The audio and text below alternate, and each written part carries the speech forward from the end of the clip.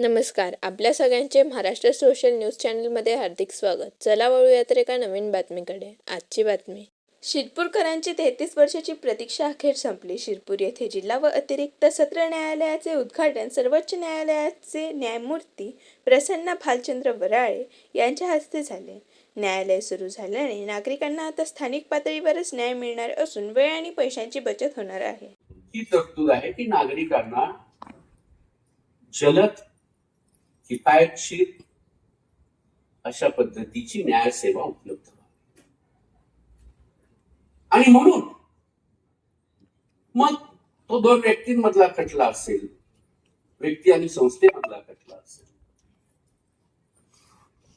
व्यक्ती आणि शासन याच्यातला भाग असेल, कारण अनेकदा किंबहुना उच्च न्यायालयांमध्ये आणि वरच्या न्यायालयांमध्ये शासन हा एक महत्वाचा पक्षकार घटक आहे.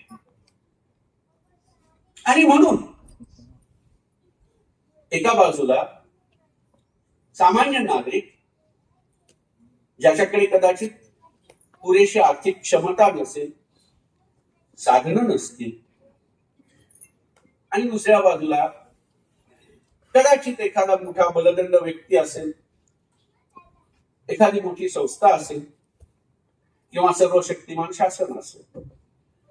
या विषम लढाईमध्ये जर एखाद्या नागरिकाला आपल्या तक्रारींचं निराकरण करायचं असेल, अन्याय झालाय तर त्याला वाचा फोडायची असेल, तर ही एक व्यवस्था अशी आहे की सुदैवाने अजूनही या देशातल्या नागरिकांचा विश्वास या व्यवस्थेवर टिकून आहे. आणि ही व्यवस्था माझं गाढानं ऐकून घेईल किमान हा विश्वास ही व्यवस्था त्या नागरिकाला देते आहे. आणि म्हणून तो नागरिक या व्यवस्थेकडे येतो.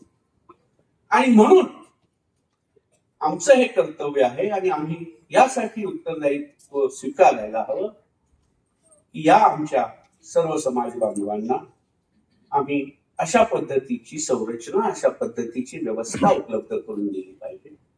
आणि म्हणून आम्ही न्यायालयांची ही व्यवस्था निर्माण केली आणि निर्माण करून ती केवळ एक व्यवस्था असून चालणार नाही, तर ती अधिक सक्षम, अधिक सकस, अधिक गतिमान अशी व्यवस्था असली पाहिजे.